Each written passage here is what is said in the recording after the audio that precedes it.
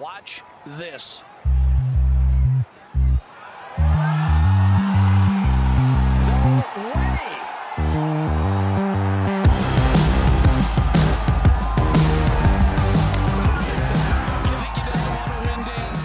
Hello and welcome back to an episode of the Quick Jar Golf Podcast. I am Tom Mills and today I'm joined by Bruce Fitzpatrick. Good morning. And Sam Williams. Tom, what have we got in store for today's episode? We're going full Bill James sabermetrics. We've picked three topics, one each. We're going to keep it to 15 minutes. We're going to set a timer on it. We're going to talk about our particular topic, and it focuses on something niche to do with the history of the Ryder Cup, specifically with the outcome of the history of the Ryder Cup. So, Sam, what have you chosen as your topic? So I've got captains. Give us a brief synopsis of captains. What do you mean by captains? Okay, what am I off and running? Am I right?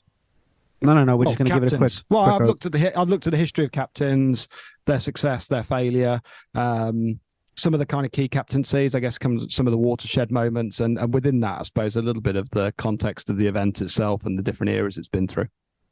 Perfect, Bruce. You have picked. I've gone with captain's picks. Actually, okay. And just looking at some of the captain's picks over the years. Nothing too rigorously statistical here. I don't want to sort of dip my oar in the water like we've been talking about with all the bluster that's been leading up to this event. Mine's just much more verbose and subjective, but I thought we'd revisit some of the captain's picks over the years. And that feels pretty key this year. But then I suppose what you're probably going to tell us is it's been pretty key in every year. But let's not put the cart before the horse. Thomas, what is yours? I chose the performance of world number ones and how that has an effect on the outcome of the Ryder Cup. Now, since all Ryder Cups start and end with a captain, I suppose that would be the natural place to start. Okay.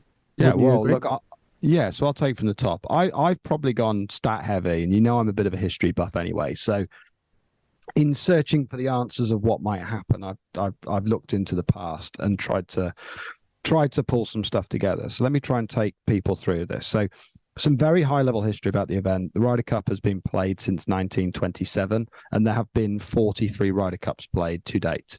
In total, there have been 56 captains of various sides, with 16 captains having led the team on more than one occasion.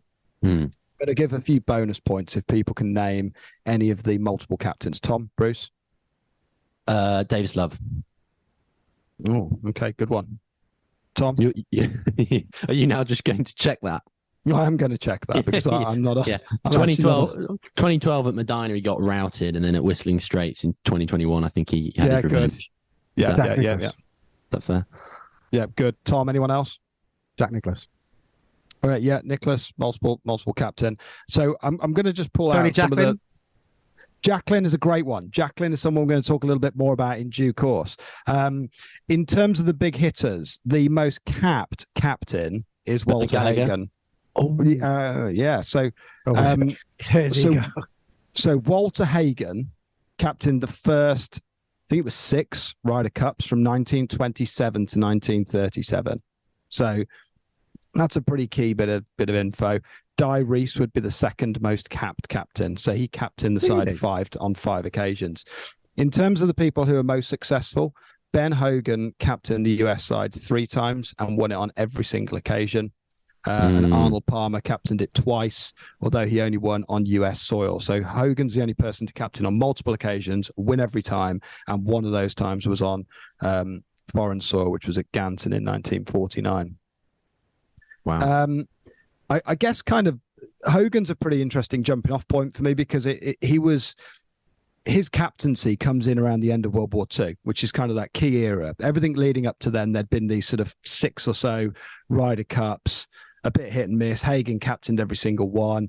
And then in 1947, when it was played at Portland, Hogan kind of steps in as the golfer of the day. Now, some of the stories about Hogan's captaincy are pretty cool. He had a curfew on players, so he needed everyone in bed by 10:30 in the evening. That's no problem. I'm always in bed by 10:30. Yeah, I mean, I think that's kind of common sense. If I looked at Italy and I found out Rory or Larry were out drinking limoncello until midnight, I'd probably be a bit disappointed. So I don't know why that's newsworthy, but anyway, that's by the by. I guess until then, the event had always been talked about as a bit of an exhibition, and maybe a little bit soft. And he brought some pretty steely competition, which comes through in the results there. Peter Alice was quoted as saying that, when Ben Hogan introduced the side, I think he basically said, look, we felt like we were 10 points down before a ball had even been hit. So that gives you some sort of mark of the man.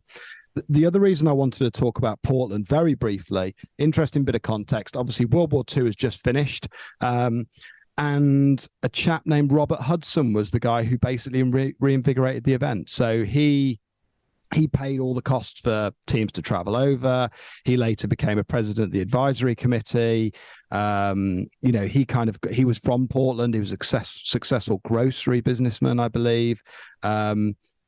Basically, Robert Hudson's a pretty key figure in reinvigorating the Ryder Cup in 1947 after the Second World War. So that's a little bit of the stuff about Ben Hogan. I don't think much is ever written about his Ryder Cup stuff. So therefore, that was quite interesting, really, to see that, clearly the reputation he had on the course seemed to extend off the course. I don't know, any other sort of thoughts on that from you, gentlemen? People are too busy thinking about the grip. That's why. With Hogan. Just a quick one while you were chatting away. I did a little bit of research, and there was when you go back early doors, it's like 25 points to 12. Obviously, I've made those numbers up, but there's a lot of points on offer. How did the structure change? Do you know? We've got that on. That's a really good question, Tom. Actually, format wasn't fully within my gift. What you see is the number of points change around quite radically, don't you? So you do, yeah. I thought it was fewer in the beginning, actually. Like some of the score lines are like 7-5 or 11-1. Was it 11-1 was one of them? It might have actually been at Portland where Hogan 11-1 is and Henry Cotton was like the GB&I captain.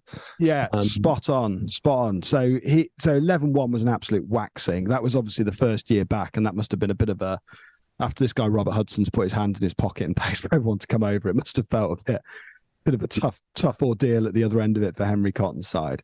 There are some changes. So obviously we play for 28 points at the moment, but if you look at Champions Golf Club, which is interestingly another Ryder Cup in which Hogan captain, that was 1967 against Di Reese, that's 23.5 to 8.5. So the format has shifted around.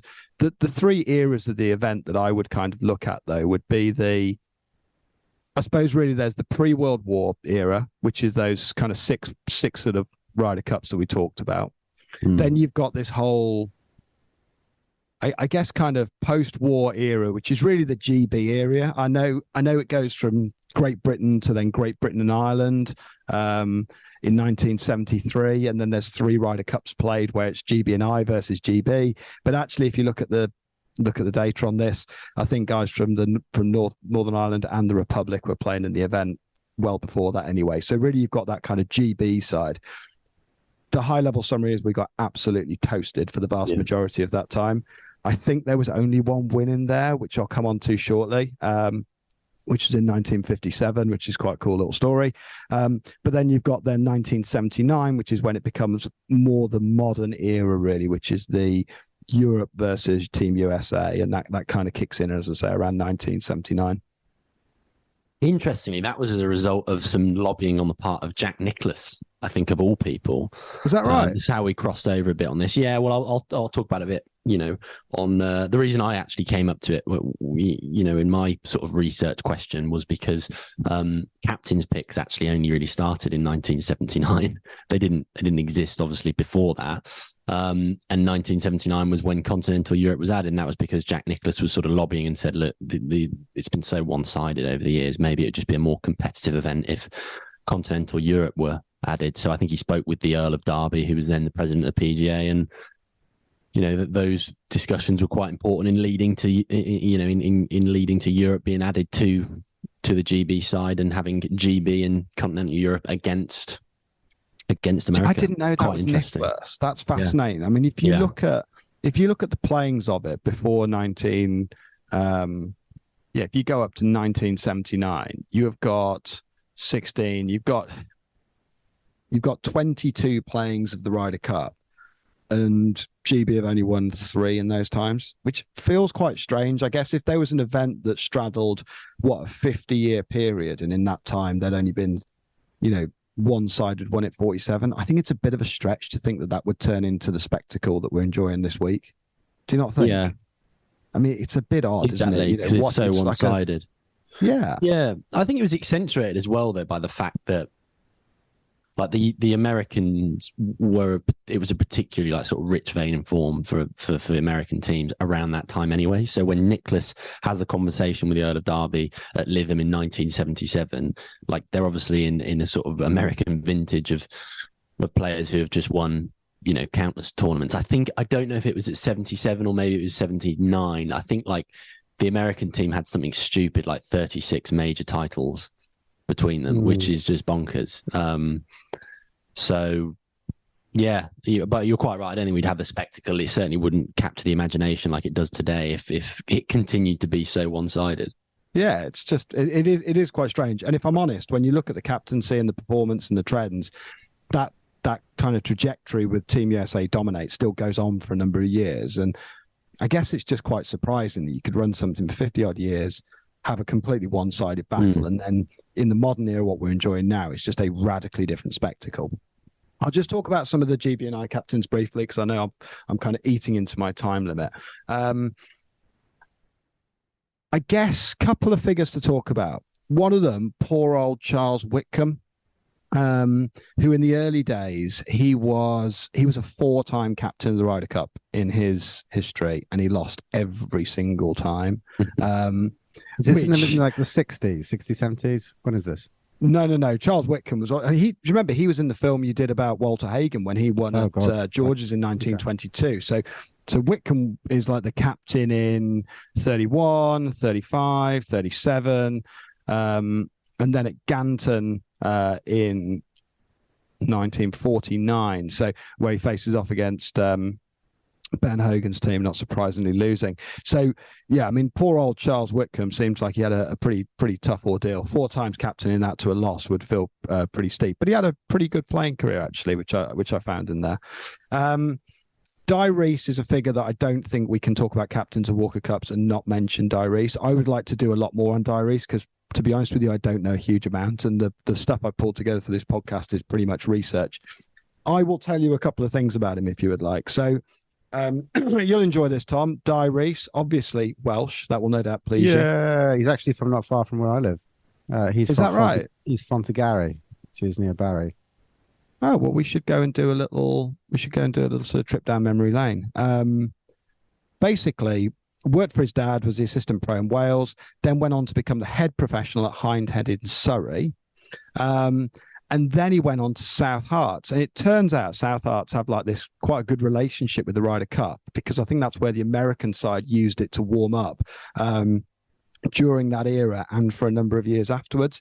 In fact, they actually play for a trophy called the Hudson Trophy every year, which is named after Robert Hudson, who in 1947 or something like that reinvigorated the Ryder Cup. So that was quite cool. During World War II, he was a driver for Sir Harry Broadhurst, who turns out was a pretty decorated RAF pilot. And I suppose Di Reese was the person to lead more Ryder Cup sides from our side than anybody else, and with the exception of Hagen, is the most prolific of all time. During that era, GB&I only ever won 3 Ryder Cups out of 25, as I've kind of mentioned earlier. He didn't necessarily get thrashed, but whilst he is kind of talked as being a fairly iconic Ryder Cup figure, he did win 1 out of 5. So I don't think the performance as such is necessarily on paper stands out. But I guess that win at Lindrick was absolutely huge, which was pretty much the only time we won it in that era. So I thought that was quite interesting. Have you ever been to Lindrick? No, me and Bruce played a match against some guys from Lindrick. Do you remember that? Yeah, never been and played there, but I've heard it's a good day out. There's some both really on and off the niche. course. I know it's a very boozy club, isn't it? Well, come on, I think we can phrase it a bit more in a more complimentary fashion than that. No, in a good way. It's that's actually really sociable, big drinking. That's a compliment from Sam, I can assure you. There's some quite niche venues when you go back, isn't there? I know it's just taking you off topic slightly, but there are some places like obviously what the first GB&I was Moortown, which you don't hear a huge amount about, which you might hear some more upcoming soon. Who knows? Well, it's almost feels like someone should be doing a film about the event. I'm going to just jump into the modern era because I want to get through this. So, basically, it's a different game altogether since sort of we moved to that European world. I think we then lose the next. What have we got here? Let's have a quick look. We lose the next three, but then things change completely. So, I suppose enter stage right would be Tony Jacklin and Bernard Gallagher. So, both captained the side then over a significant length of time from 1983, Tony Jacklin, which then led into Bernard Gallagher in 1991. Jacqueline's a pretty key figure. He was the first person to pick up the win for Team Europe. That was played at the Belfry. That was where Sam Torrance held the winning putt. I suppose this kind of marks the change of that's my alarm for 15 minutes. This kind of marks the change for our fortunes as such. What do I want to put in here that I kind of particularly wanted to talk about? I suppose there's 1985. That was the last time the Ryder Cup was not broadcast live on TV. Is that right? And ever since the Europeans have kind of taken over, it's almost like we're show ponies. Yeah, I mean, it just shows you the scale of the event when this all of a sudden became a little bit more competitive. If you Google pictures on this, you mainly see pictures of Sam Torrance. There's obviously a lot of iconic images of Seve, but actually it's Manuel Pinheiro who won the most points that week. So that was pretty interesting. What's amazing, just jumping in there, Sam, looking at the results of this period of time is just how close they are. Obviously, Europe emerges, as you mentioned there, at the Belfry in 1985. But like the next few Ryder Cups, 1987, it's like Europe wins 15-13. 1989, it's 14 all. 1991, it's 14.5 to 13.5 to the US. And 1993, it's like 15-13. I mean, that is just brilliant TV, isn't it? That's going to be a brilliant viewing spectacle when it's all so closely contested. Yeah, so out of the last 15 playings of the Ryder Cup, there have been 6, 14.5, 13.5, just that one outcome.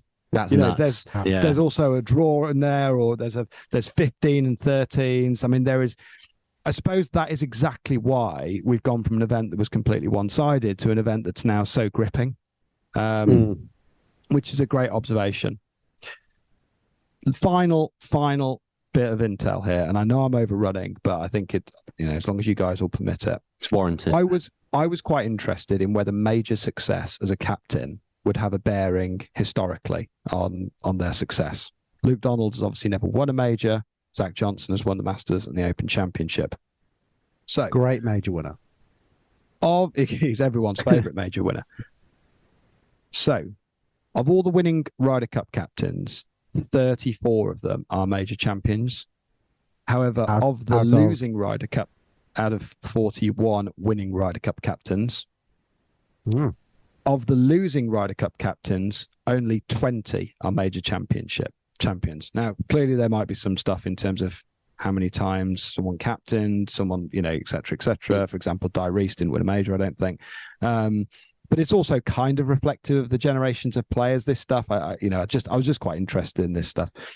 But if we look at the 7 Ryder Cup captains who haven't won a major that have won the tournament, 6 of them come in the last 30 years. The only other person to win a Ryder Cup who wasn't a major champion as such was Di Reese.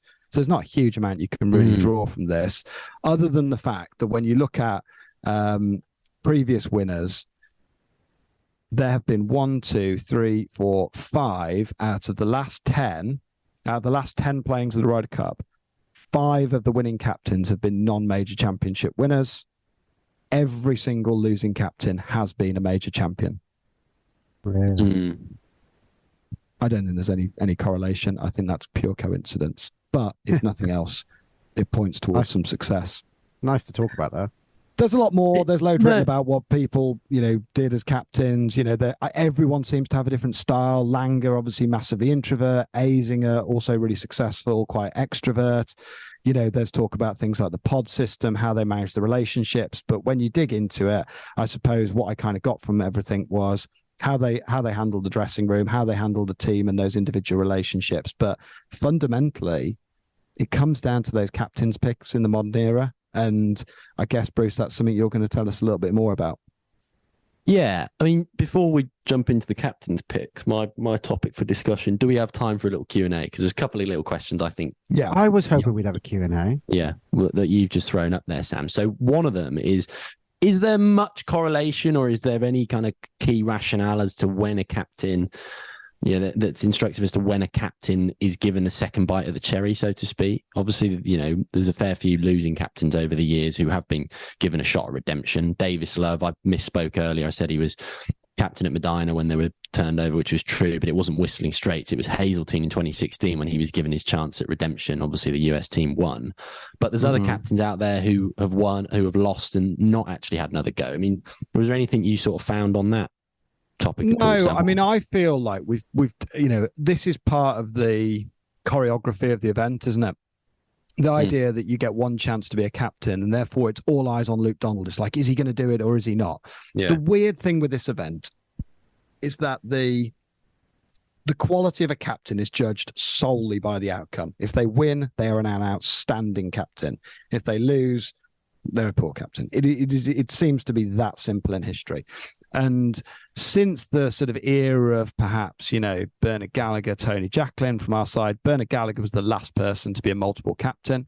Davis Love's obviously had 2 bites at it, but by and large, it's changed on an annual basis from the US side. And that's been the case probably a little bit before Gallagher. So I feel like it's a completely different event from the times when you used to give people multiple cracks at it. If you treated it solely as a competition and there wasn't all the kind of the pageantry that goes around this, surely you would continue to give it to people that have proven to be really successful. People like McGinley, really successful captain. Monty, actually really successful captain when he did it. It's funny though, when you say really successful, why do you say have only really? had it once. They've won it once. Monty won 40 and a half, 30 and a half. It's not like really successful. It's just regarded as a good captain. Like when the stuff that's written about them, and this is the point about the narrative is only positive when they win and it's only negative when they lose. And when there are, a heap of other variables in there, it's quite strange, What's interesting actually though, as we're talking about it now, I've just sort of realized that I think there's been more of a tendency on the European team in previous years where a captain's lost, they still sort of stand by the captain. So I think Darren Clark was captain, if I'm not mistaken, at Hazeltine in 2016. Harrington was captain, wasn't he, at Whistling Straits in 2021, and the European team still stood by them even though they kind of got thumped, particularly at Whistling Straits. Obviously, that was the largest ever margin of defeat in however many years. And yet, a lot of the European team members just still stood by Harrington and said, no, we just didn't play well and stand by Padraig's decision, such and such. Whereas the American teams have historically sort of gone in and they've needed like a Ryder Cup task force, or they've named it, along similar lines to say we need a massive overhaul. Like Tom Watson at Glen Eagles in 2014, if I'm not mistaken, was crucified, wasn't he, by Phil Mickelson and Patrick Reed and others. And there was similar sort of debate and animosity, it seemed, in 2018 when they lost at Le Golf National. Whereas I can't recall that happening on the European side as much. Maybe Faldo, actually. I think that's chicken and egg, though. But I think that could be chicken and egg. Do you know what? And what I mean by that is, I think there's always been a sense that we've gone into these things as slightly outmatched in terms of Team Europe, but there's been more cohesiveness within the dressing room. And there's been a little bit more camaraderie amongst the teams. That's always, now whether that's just the narrative that's peddled by the media, but it's always felt like Team Europe win or lose as a team. And maybe that stretches back to the Phil Tiger era of playing different golf balls and stuff. But it's always felt like the USA has been a team of individuals. So I wonder if some of that is maybe just more a chicken and egg, i.e. the team has never been cohesive or hasn't been for a number of years in the US camp. And therefore, that's why you get this kind of fragmented sort of like, oh, he wasn't a great captain. Oh, I thought he was okay afterwards. Whereas I get the sense there's a lot more solidarity within Team Europe historically. I think people really buy into that stuff. So I don't know whether that's because Tom Watson was a poor captain or whether it was just a fragmented side would be my point. Mm. Yeah, lots of personalities. Yeah, fair. Tom, anything else?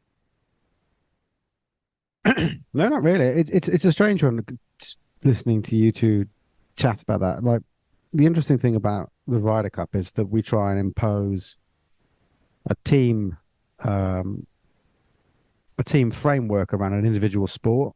A sport that they're individual for the best part of, I can't do the maths, 208 weeks out of 210, or less than that. It's 50, 104, 102 weeks out of 104. Yeah. Good so maths, it's like, you got a PhD, didn't you? no, the masters. Interestingly, in maths. But like, I think it's difficult to be so self-centered and rightly self-centered for, most of the time, and then try and pretend like you're all a team and you love each other. And it's got to be difficult. And I think lots of it's very bromancy. Do you remember Fleetwood and Molinari? It was just very bromancy, wasn't it? And then videos of them waking up in the same hotel bed. And it's got to be difficult to either way. And I think when you lose or win, it's certainly if you lose, it's just easy then to turn around to the captain and say, oh yeah, it was, because the captain didn't bring us together. Well, you weren't ever together to start with. You were just thrown together and hoped it would work. So that's what I think about it. Where are we going next, chaps? Yeah, I think that's a fair point. I think there's going to be more time, more space for speculation as we go through this. Do you want to, I think the jumping off point for me would be, we can only speculate how people manage their teams, and some are clearly better at it than others. I'll give you an example. International rugby, they will bring them together once every 3 months, the whole squad to train together, to be together, because they understand they're from, I'm sure it happens with other sports, but because they understand they're from different clubs and they need to keep being together and embrace the work ethic and understand each other. And they'll bring that together every 3 years. To my knowledge, they're not, I know they're playing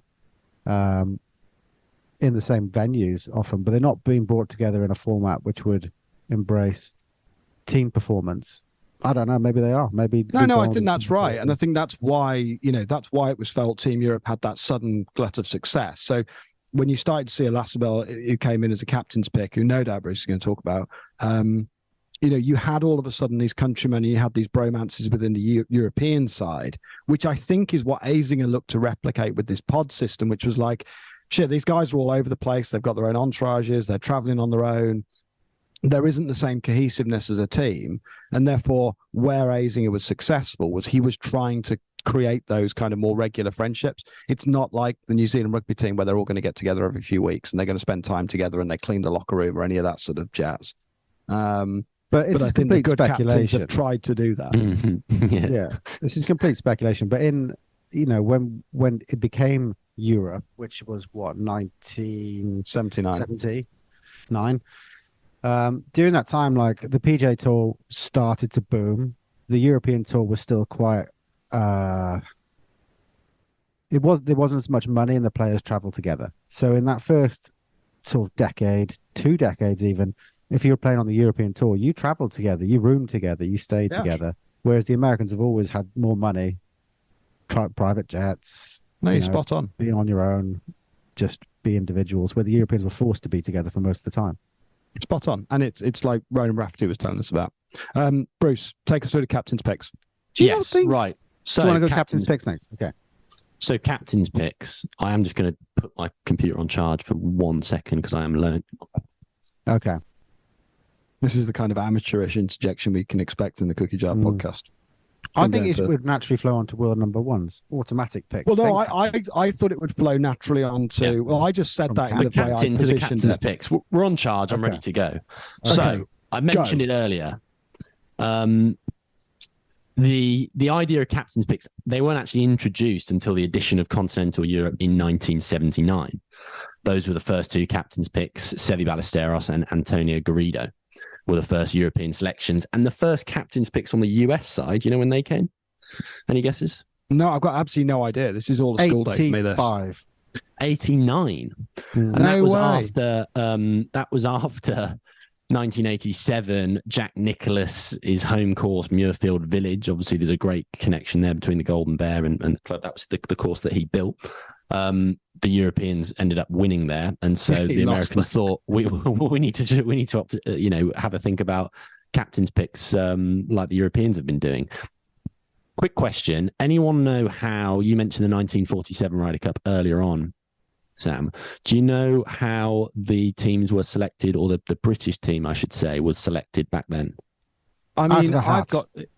Yeah, I mean, I have a hat. Yeah, you just pulled it out. Yeah, monthly medals. I mean, I was it like a selecting committee in 1947? Exactly right. Was it okay? Right. Yeah. So the British PGA appointed a selection committee of 5 people. It included a few ex-Ryder Cup players, including Charles Whitcomb, and they announced a list of 14 players, essentially, from which the final 10 would be chosen. But there was weird exemptions. So the winner of the News of the World match play was given like an automatic spot. Nice. Huge event in the day. Huge event, that. So what's interesting here, and it's a theme that continues later on into the century, but it's quite hard to separate out like the different selection criteria that apply to the American side and the European side, and also you've got to remember there's no official world golf ranking until 1986, and even after the introduction of that ranking, the European side favour their own sort of points-based European selection criteria. So that's where that has a big impact on some of the captains' picks, because in 1987, for example, which just mentioned, where the European side won at Muirfield Village, Sandy Lyle was a captain's pick and he won 3 points, but he was 7th in the world rankings at the time. What? And Eamon Darcy was automatically picked despite being 112th in the world. So how did that work at the time? This is nuts what you learn when you go into the research archives. So he was 7th in the world, but got in on a captain's pick. Essentially, that's as far as I can. Yeah, from what I'm looking at here, he was essentially ranked 7th in the world, but presumably wasn't playing enough events in Europe, or for some other unknown reason, just wasn't eligible, or didn't make the grade on the European selection stuff. Whereas he won the like Masters the year before or something. Didn't he win the Masters in '86? Good question. Probably. I don't know. It's around then. I mean, that just seems incredible. So was the system Ballesteros was another. So this is a theme, actually. So Ballesteros was allegedly left out of selection at Walton Heath in 1981, which was very recently after the European side, continental Europe had been added to the frame. He'd won the Masters. Seve had won the Masters in 1980, remember, and he'd been playing on the PGA Tour. But I think some of his fellow Europeans felt that he maybe wasn't sort of immersed in the European team. He hadn't been playing week to week on the European events. That is laughable. Yeah, it's nuts. I mean, so this is kind of what's quite hard to unpick. And obviously, I in my usual way, I've not kept to a clear structure here and sort of singled out a few different Ryder Cups. I've tried to cover all of it, which is like a bit of a mammoth task. But anyway, some of the best and worst picks over the last 4 decades or so, definitely worth digging into. So you mentioned him earlier, Sam, Jose Maria Olazabal, picked in 1987 alongside Sandy Lyle, and they were seen as 2 absolutely standout European picks over the last 40 years or so. Those absolutely stand the test of time. Jose Maria was paired with Seve. They were a prolific pairing there at Muirfield Village. Was that Jacqueline who picked him? Was that Jacqueline who picked him then? Oh, yes. So, good question. You put me on the spot there. Because this is where he had that run, which came through in my captaincy research, which was like, that was a huge moment picking him. Because on paper, you'd have never have picked Olazabal. No way. And he was like, well, I'm going to pair him with the countrymen. They're going to get along well, and they're going to create some bond. And that became like a recurring theme for the Europeans. Yeah, and that's what happened. So they were picked, they were put together, and they won 3 matches.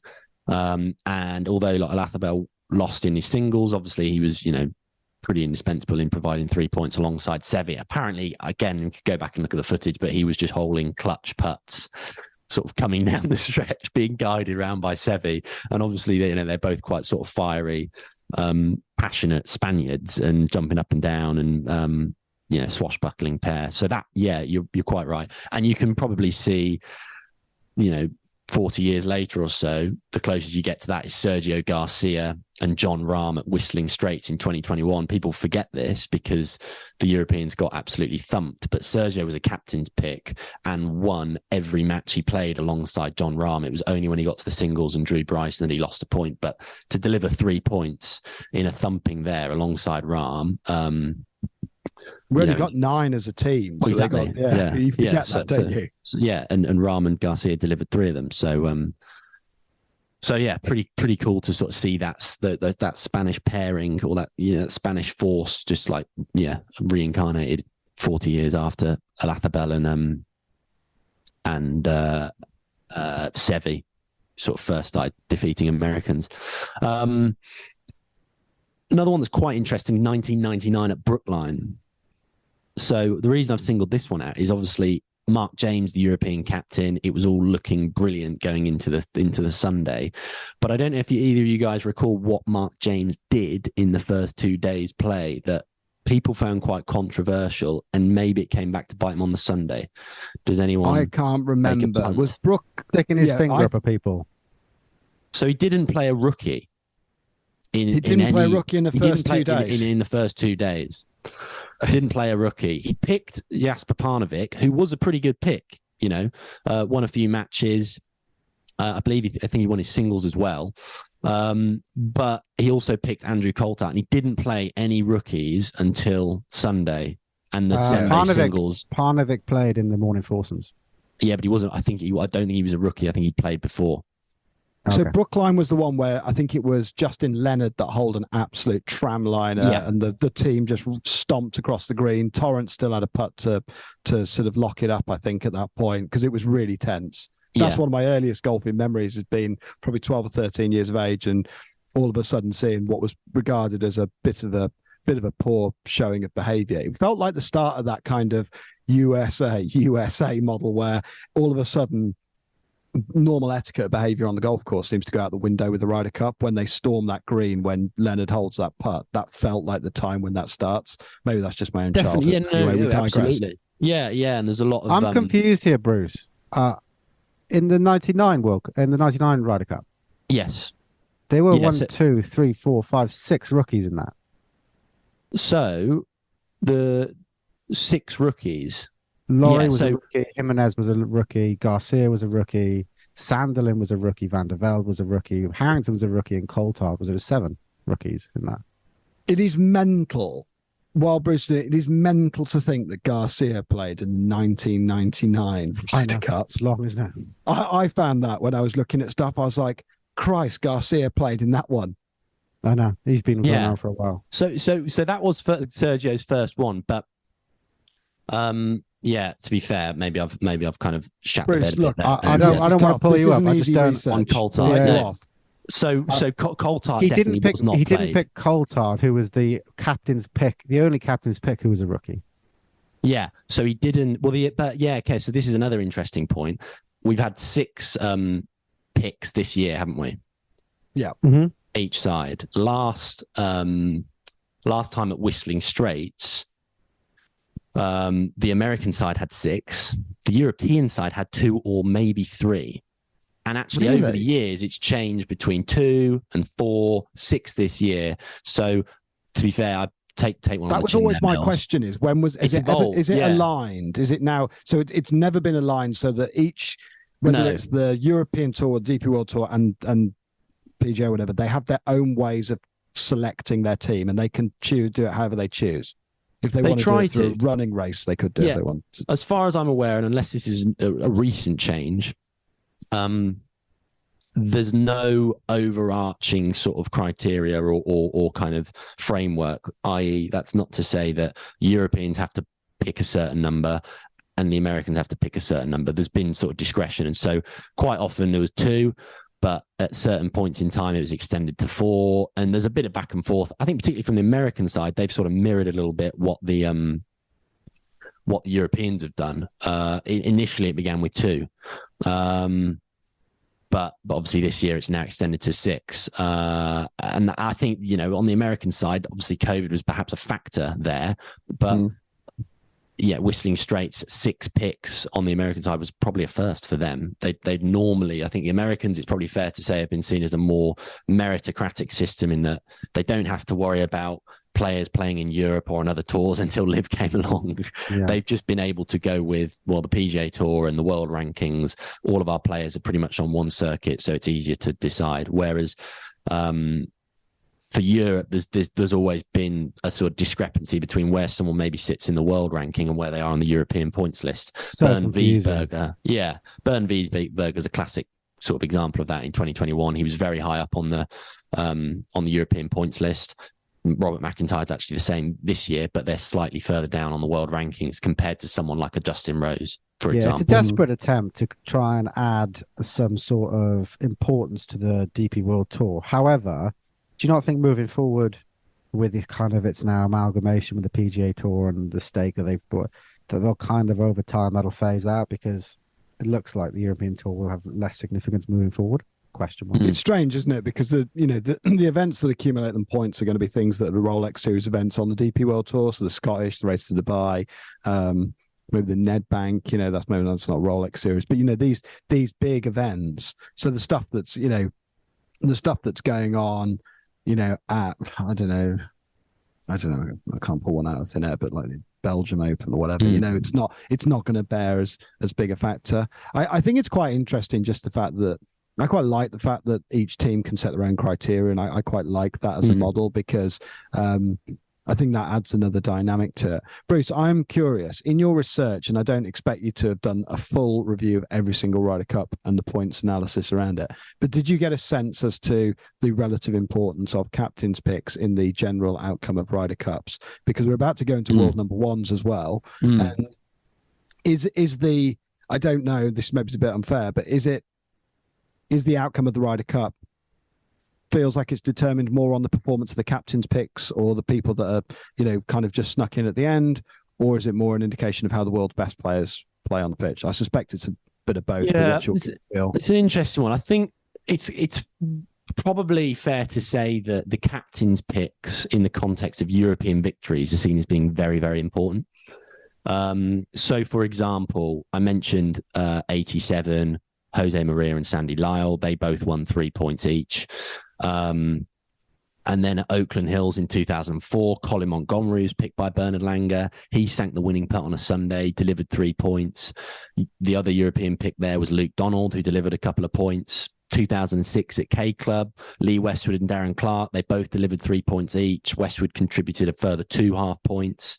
And then obviously the person who stands out the most is Ian Poulter at Medina in 2012, which is seen as just the most iconic Ryder Cup performance of all time. Did he win everything that year? Did he? Did he go 4-0 or something? He went 4-0. Yeah. Yeah, he went 4-0. Has it? He went 4-0. And again, Mills, you might be able to correct me on this. On the Saturday afternoon 4 balls, I believe, Poulter birdied the last 4 holes at Medina to win his match, and that's where the eye is like literally popping out of the sockets. And he's like McIlroy, unbelievably. Rory McIlroy's just along for the ride here. He's just Poulter's cheerleader, not really doing loads, I don't think. And Poulter's just steamrolled 4 birdies to keep sort of European hopes alive. And people see that as being quite important in the context of what happened on Sunday. Yeah, I can't remember, but it was certainly, there were lots of. Poulter definitely took the last 4 holes on his Todd. And it was like fading light, light. The sort of the camera flickers in the background, unbelievable scenes, and he is seen as like iconic there. But what's interesting, to come back to your question there, Sam, is that he won 4 matches at Valhalla in 2008 when the American side won comfortably 16.5 to 11.5. And Sergio actually contributed quite a few points in 2021 when the Europeans got thumped. And Thomas Pieters was a top performing Hazeltine. rookie, iconic rookie performance at Hazeltine in 2016, and the Europeans got beaten. So you can kind of overstate that narrative about how important European picks have been to the overall success of the European team. There's definitely like a rich vein of form in there. 2004, 2006. 2010. I mean, again, I don't know if this is a bit too negative, but it's worth just singling out a few funny ones. Poulter wasn't a brilliant pick in 2021. It's dreadful. Did win his singles match, admittedly. Won his singles match, but lost a few matches with McIlroy there on Friday and Saturday. Celtic Manor, Edoardo Molinari. I don't know why this sticks in the mind. You guys might not remember it, but Francesco had automatically qualified. Edoardo Molinari laid down the gauntlet to Monty, who was the captain, and said, if you pick me and you pair with me, my brother, we will not lose a point. He actually didn't win a point. He halved and got 2 losses, which everyone has bad time, but when you're bigging it up that much, I think it's kind of like Wyndham Clark. He's really sort of dug his own grave really this week, hasn't he? We're just waiting for Wyndham Clark to get drawn against McIlroy and to lose 10-8 on Sunday. And then there's a few American cases where the American captains have probably picked people who haven't delivered on the captain's picks. To just circle back to Brookline in 1999, Ben Crenshaw picked Tom Lehman and Steve Pate, who both delivered 2 points each. So, that was a nice example to the sort of contrary, really.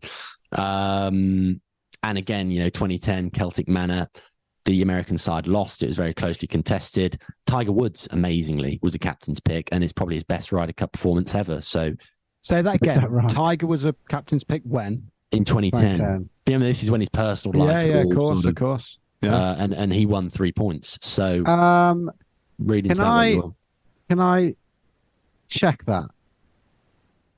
Because he was world number 1 in 2010. But he played hardly any events. I don't So he think wasn't on the world PGA. number 1 is part of the criteria. Because again, it's done on a rolling basis. So if you look at 2010 Ryder Cup, Okay. let's just check. We can check this now. We got No, because it's on my list. He's world number 1 in 2010. But if it's done on the PGA Tour ranking, Yeah, he was. He was a captain's pick. That's nuts. So there you go. And world there number you 1. go. Woods is still the number. That's just outrageous. Wow. Well, that is I love a it when wonderful statistics segue into world and number 1. statistics collide. That's what we There like. you go. Teed up With for that, you. well done, Bruce. I thought that was a very Are interesting we going to do dissection. I'm sorry I got Bruce, the or- Brookline thing wrong. I'm sorry. But No, no apologies. I have really looked at it, and he did try. I should have said he tried to rest most of his rookies because there's some crazy names in there. That's a good little tidbit if people want to go and look into some European names there. That obviously I was 4 years old at the time. I can't really recall any of those those rookie names. But yeah, anyway, over to you, Thomas. Well, mine's more of mine is way more obviously statistical than everybody else's. It's more like talking points, jumping off points. I looked at the performance of world number 1, so the current world number 1 is Scotty Scheffler, and I was wondering how he would perform, and if that history would suggest that he would do well or not. What do you think? How do you think Scotty Scheffler's going to do? We'll start with that one. Well, I thought doing a live dissection in his presser about his putting technique was a pretty interesting take. Shows you there's some frailty there. He's got Phil Kenyon on board now, hasn't he? But this course is a ball strikers golf course, isn't it? I think some of the stuff I have read and looked at, it's a hilly piece of property. I mean, Clipped put out quite an interesting piece about elevation change and stuff. That is, to me, feels like doing 2 36-hole days on Friday and Saturday is going to be a stretch. So I think it's going to be less dependent on how a small subset of players perform and more about how the team perform collectively. I don't know what your guys' takes are on that. Well, just sorry to jump in, Bruce. Speaking of 2 36-hole days, the world number 1 over the last... So let's start from the beginning. As Bruce mentioned, the world rankings were brought in 1986, 6th of April 1986. It was called the Northern Sony the first ranking. ever? Don't know. It's called the Sony ranking. It changed to world ranking in 1997, world golf ranking, the OWGR as we know it now. Of all the world number ones, or the best players in the world, which there's a difference. The best players in the world that were playing.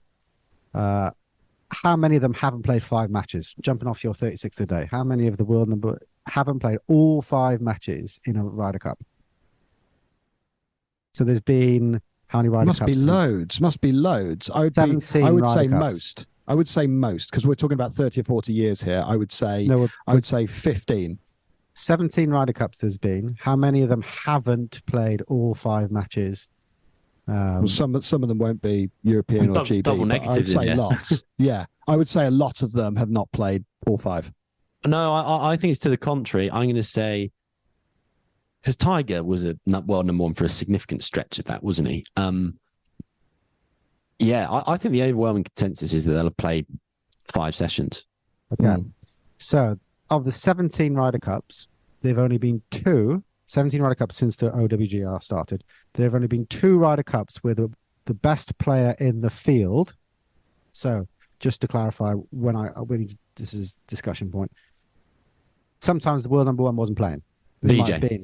VJ, Greg Norman, Jason Day. All right. So we've got some people that were world number 1, but the highest ranked OWGR player in the field. Mental Jason Day was one of the best, was the world number 1. That's mental. 2016, yeah. So of the 17 Ryder Cups, only 2 Ryder Cups did they not play all 5 sessions. Wow. And do you know which ones they were? Yep, it was Ian Woosnam in 91 and DJ in 2016, who was world number 2 at the time. Interesting. Which year, sorry? 2016. He was world number 2 at the time. Jason Day was world number 1. That was at Hazeltine. DJ played 4 out of 5 matches. So 2021, Rahm was world number 1, I'm guessing? Correct, yeah. 5 matches.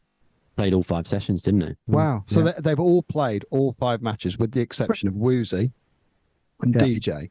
So Scheffler will add his name to that list if he doesn't play all 5, which I highly doubt he will this week, if I'm being completely frank. I don't. I'm with you. I think someone has to. I think there's 4 people that have to play all 5 sessions. Is that how it works mathematically? I think so. No. I might be proven wrong on this. Well, everyone has to play the singles, and then you've got 8 players. 8 players session. across 4 sessions across 2 days. Yeah, I don't know how it would work. I can't expect you to do that modelling on top of your head, despite your PhD in mathematics, which It's masters. Masters, whatever. But that is quite interesting in and of itself. I suppose. Yeah. Just be interesting to see if Scheffler plays all 5 if- matches. If history would say that the Scheffler plays all 5 matches, I'm with you. I think it's a very difficult golf course to loop 5 times in 3 days. Granted, he's not carrying a pencil bag or a Lynx Master or a Lynx Master, a drone, a camera, No water. But it's interesting. It's an interesting point. You want to try playing Church Stretton in 40-degree heat with no water on board for 4 hours. That'll take it out of you. I'll tell you. That's the new Ryder Cup, the Sam Williams Cup. That should be the test. Did you get in the gout fast lane? Did you get a sense of who the world number 1 has been paired with in terms of the profile? No, Do they tend to go? look at pairings. However, I did look at performance in paired events. So I'm looking more along the lines of performance. So let's start at the really basic thing. What percentage, roughly, do you think the world number 1 was on the winning side going back to 1986? Well, I think Woods' record completely butchers You'll this, be doesn't surprised. It? It ain't that bad. So I'm going to say the world number 1 has been on the winning side 60% of the time. Okay, Bruce? No, I'd say a third. 33. It's 47% of the time, and that is heavily skewed by the people that weren't number 1 at the time. Now, if you explicitly go to world number 1s, literally, so take out the number 2s because Greg Norman wasn't there or VJ wasn't there. So if you were number 1 at the time, you were only on the winning team 30% of the time. Yeah. That's because Woods played in a lost, ton. Faldo lost, Tiger lost 1, 2, 3, 4 times. Rory lost twice. When did he lose? 2016. Sorry. I'm looking at the wrong thing. I'm only looking at world number 1s. Woosnam lost, Faldo lost, Tiger lost 3 times, Dustin Johnson lost, Rahm lost. Rahm. The only people that won, Rory won twice, and Tiger won once when he was world number one. They are the only people 1999. to have won a Ryder Cup as world number one. Okay, let's just restate that chronologically. The only players to have won a Ryder Cup as world number one. Yeah, Tiger Woods in 1999. Rory McIlroy, Medina, 2012. 2012. That's a big gap. And Rory at Glen Eagles, 2014. That's it. That's the soundbite for this week's podcast. That's absurd. They're the only now that if you introduce then the best player in the field, you get What's more the winners. distinction there? I don't The follow. highest ranked player. Well, Yeah, The highest ranked player once you drop the Asia because- Pacific, etc. Yeah. So, for instance, Seve, 87, 89 was world number 2. He won in Milford Village in 87. He won in, or they drew in the Belfry, but they retained the Ryder Cup in 89. Interestingly, who is the, this is another stupid stat. What do you think is the lowest, highest ranked player? So if it's not world number one, how far down the list do you think it goes? Well, I think that one of Bruce's sounds pretty nuts in the hundreds. Wasn't I mean, I don't know. I'm not phrasing this right. I don't know. But I think what you're basically- asking is what's the lowest ranked player to have played in a Ryder Cup? No, I think I think what you're saying, Mills, if what I'm taking you to say there is who is the highest ranked player on his side, but the lowest ranked to have actually won a Ryder Cup, if that makes sense. So it's terrible questioning. I'll just give you the answer and then explain. So in '95, Faldo was the highest ranked player in the field, but he was 4th in the world. Oh, okay. Because you had Greg Norman, Nick Price, and Ernie Els all above him that obviously weren't eligible because they're not from that part of the world. Yeah. That's an interesting. Well, another interesting one would be what's the lowest ranked European side that's ever That would have been good. won? Someone's going to look into that. What do you want to jump? I've got lots of things here. Like what points jumps off scored the of world page to number you one. as being the most interesting? I suppose some of the playing records. Has there been? What's the worst ever playing record by a world number one? I'd be interested in that. Sort low to high. Okay, the worst performance of a world number one since it began was Dustin Johnson in France. The country Golf formerly known as National. France. Yeah, in Golf National, he won. He got his record was 1-4-0. So 1-1, lost 4, drew none. Wow. 20%. He lost his Really? singles. He lost both his foursomes, and he only won 1 4-ball. That is Wow. crazy, and that feels like you would say 20% sets up. win ratio in that. Are there any other kind of close runs also there's runs really in that some category? really, Woosnam, who was obviously infamously one of the people that hasn't played all 5 matches as world number one. As all my Woosnam, listeners know. as they all should know, Woosnam got 25%. He was 1-3-0 because he obviously got dropped for one. So he would have been contending for 1-4-0, I think. 1-3-0. He lost his Pretty singles, remarkable. He managed to still contest in that you stat, see, even though Tiger he's would one of the always- least played world number ones as well. Tiger could always get a couple though, couldn't he? Because Yeah, he was here he a is. pretty safe Here bet he for his is. singles. Third is Tiger in Valderrama, who only won 30% of his matches, or got 30% of the points available. 1-3-1. Lost his singles, lost his foursomes, drew a foursomes, and then won 1 4-ball and lost 1 4-ball. Has anyone So- gone 5-0? There must be a couple. Not of world number ones. One, no world number one. So I'd rank this the other way around. So let's do this way. The best performance of a world number one or highest ranked player is Seve in 87, who won 4 out of 5 matches. He was world number 2 at the time. But That is good. What did he And get? And the that's- other was at half. no, he lost. It was No, he 4-1-0. 4-1-0. So he won his singles, both of his foursomes he won, and he lost one of the 4 balls. Interestingly, John Rahm, last outing in Whistling Straits, 70%, 3.5 out of 5 points.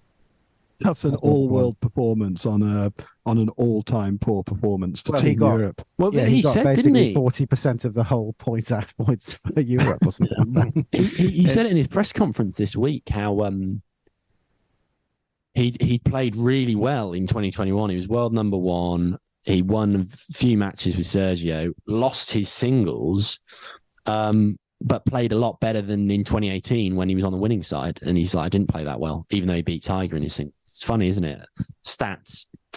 Also, if you'd like some bounce back ability stats, just while we're out there, even though DJ in 2018 got 1 out of 5, that's like 20% when he was world number 1. In the next Ryder Cup, he got 5 out of 5. So yeah. What do you mean? So he did go 5-0 when he was not world number 1. In the one. Okay, got you. So not as world number 1, but he. No, so there have been some. Yeah. So amazing what you can pull out. Right, here's an interesting thing that I've pulled out of this. So if you include Seve, why not? If you include the people that weren't number ones and did all right, you're 47% on the winning side. So you're more likely to lose than you are to win. Looking at their points, there's, again, 47% roughly there. They all there tends to be like they tend to do well in their singles. So the overall performance over the last 17 Ryder Cups is 9, 6, and 2. So they won 9, lost 6, drew 2. The world number 1s or highest ranked player in the field. They tend to do okay in the foursomes. It's 15, 13, and 4. Where they fall down is the 4 balls, which I thought was quite interesting. Because if you've got the best player in the world in a 4-ball, better ball format, sort of nullifies it though, doesn't it? I think that I always find 4-ball as a format as it's so much slower to swing. It's so much slower for things to move because, even though they are world number 1, you are in the world of diminishing returns, aren't you? So you still have the best players throwing loads of birdies at the card and loads of opportunity. And I suppose they just, their the individual performance in a better ball environment versus foursomes just becomes diminished. I don't know if that's fair to say, but that'd be my kind of take. I don't know. Just an interesting. I'm not surprised by that. The 4 balls as well. I wondered whether it's because if you're 2 people against the world number 1, you've got twice as much chance of like doing well, and then if you're with the world number 1 in your team, perhaps you think, well, I can just rely on them. I don't know. Absolutely don't know, but it's interesting takeaway nonetheless. So that's it. I kind of had a look back at some, how the performance of some, because I only went back to obviously 1986. I had a look at some of the players that were renowned as the best players in the world and how they did, but it was kind of a fait accompli because it was, Nicholas, Palmer. In that era, we just got trounced. So like they got really good performances. Nicholas. That was magnificent. Nicholas was yeah, but anyway. What about you boys? I quite enjoyed doing that just as a format for profiling it. I thought that was quite interesting. Just picking your own little discrete area and just sort of drilling into a few obscure little nuggets is quite good because fun. It is an over-facing topic, and I suppose I would be genuinely curious. I know to always say it, but I would be really interested in what people think on doing that as a bit of a format for a podcast. It's quite interesting. We've literally taken, for listeners' benefit, some time to throw some stuff down on a few Google Sheets and play around with a topic on our own and come armed with a few bullets to talk about. Which I don't know about you, I found that quite intimidating, leading the charge on captains, thinking I'd just ploughed a load of stuff down in bullet form. How on earth am I going to present this back to you guys? But it actually makes for quite an interesting discussion, and actually quite interesting. You end up pulling out nuggets, just where things take you. Largely Wikipedia, Golf Compendium. There's so many great resources out there, but and the Ryder Cup timeline's actually quite good. I think there's some great stuff on there. You mentioned that 47 match, Sam, with Ben Hogan there, and there's like some great nuggets. They've got quite a nice interactive timeline. On their website. The 47 and the 49 matches. There's like a nice story there about there being in 1 year, Charles Whitcomb sort of said the Americans were playing illegally conforming grooves, and then Hogan goes back the next year at Ganton and says, I think the GB side's playing, illegal equipment. The RNA get Bernard Darwin to come and have a look. Like there's actually some really nice little anecdotes on the Ryder Cup official website. So I urge you all to check that out too. Yeah, and I think a dissection of some of the history of the bifurcation and equipment stuff, it would be brilliant. The number of times that crops up in research of different things, like you say, the groove patterns, which was absolutely negligible when you consider some of the other improvements that come into the game as throughout time is pretty impressive. So, gents, Can we put a enjoy fork that. in it there? Yeah, I Yeah. mean, Come on, let's finish it with predictions. Come I on. was going to say, Yeah. we'd be making our rod for our own back, but I still think we need to do it Come anyway. on. We've got a Predictions for this history. week. We've got a history of stuff that ages like milk. So let's go. Well, I'll lead the charge then. So I'm just gonna base my prediction solely on where my research has led, which is clearly not going to be correct. But I'll just base it purely on what my research tells me. It tells me that in the last 10 years, or over 10 years, in fact, a Ryder Cup captain that has not won a major championship stands much better stead than a Ryder Cup captain who has won one. That tells me Luke Donald's side is unequivocally going to pick this one up and win the Ryder Cup back for the team. That's Europe. so skewed because Europeans just don't win majors as much as I know. I'm also going to throw something else onto the fire. I think that over a certain period, if I look at Hal Sutton and his worst performance, arguably in modern era as an American captain at Oakland Hills, they lost 18.5 to 9.5. If you look at the profile, the younger players performed well in that.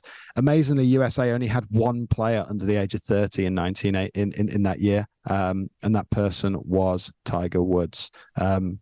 This year, the Europeans have 6 players in their 20s versus 5 in the US. Both teams have 4 rookies in their field. Again, that points to a landslide Team Europe victory. I'm going to couple that in with the evidence you've presented, Tom, about world number one. Can I give my own evidence? Well, okay, I'll put a fork in it there. My research is telling me unequivocally Team Europe cannot lose this on the basis Luke Donald has never won a major. 2 follow-up questions for you, Sam, just quickly, because I think we need to add this to the mix. Best performing player, worst performing player. Shoot from the hip. I'm going to say Aberg. I'm going to say Aberg. For which one? For which one? What do you mean? Best Is he going to be best performing player? Be Aberg. Okay. Worst performing. I'm going to go Hatton. I just don't like the guy. I love how European centric you've been. You've treated that question purely from a European standpoint. Doesn't even want to entertain those stats for the Americans, but that's fair. No, I don't know. I think we are, joke. I mean, I'm just literally from the hip there. There's so much talked about Justin Thomas being out of form, and I just don't see that when you put it in the ring that he's just going to get played off the park. I think he might play less matches, Justin Thomas. I think therefore he might be a contender for not picking up as many points, but I honestly haven't got a clue. So much goes down to what happens out there. I suppose in the back of my mind, I feel like Aberg is untested in this environment, and given the terrain and stuff, they're all going to have to play a fairly consistent number of games, would be my expectation. And therefore, there's a little bit that hangs on the performance of the rookies, in my view, particularly when you think people like Aberg. I love to see that we picked Aberg and Højgaard. There is an element where if it goes badly against us, then we look at them and they were Hail Mary picks and we were just trying to blood them. But I think if it pays off, then it'll be an inspired decision by Luke Donald. I think that Sam is basing all this on one text message that he's had from one friend that said Aberg is quite good when you watch him on the range. And he's suddenly basing everything No, around he's not. that. But he's never played in a major champmpip for a kickoff. Exactly. That's not a good thing. No, I know. That's what I'm saying. He is completely unproven in this environment. But I'm going to go. The signs are good. You go, Tom. I'm going to go with my research would suggest that world number one is on the losing side, so I'm going to say Europe are going to win based on research only. Top point scorer, I think he's going to play in all 5 matches. I think it's going to be Justin Thomas. If that happens, America will win, by the way. But Justin Thomas, I think the person who performed the worst is Aberg. Yeah, fair. Don't think that's a bad shout, actually. Well, your captain's pick is so much more nuanced. What does it tell you? Well, it tells me that there's not really much to choose here, I don't think. And Zach Johnson has almost tried to break away and go down a different route to previous US captains. In not only has he had 6 picks, but he's, as has been talked about to death over the last few weeks, he's picked people who are good friends. Justin Thomas, Sam Burns, they're part of that collection. Ricky Fowler as well. Fowler, interestingly, got a shocking win percentage at the Ryder Cup of about 36%, which bodes well for the Europeans. But in the interest of parity, fairness, whatever you want to call it, being a bit different. I'm going to go for a US win, bit of reverse psychology there. I think America are going to win. I think Scheffler is going to be the top point scorer. He's going to buck the trend of world number ones. And I think that the worst performing player is going to be Seb Straka or Bob Mack. Hate to say it, but I just got a feeling. So I'm going to leave it there. Gentlemen, that's been an absolute joy, that podcast. I think we should wrap it up there. Good fun. Well played, everyone. Yeah, let's keep our eyes glued to the screens over the next few days. And keep those ears peeled at all times. Adios. Watch this.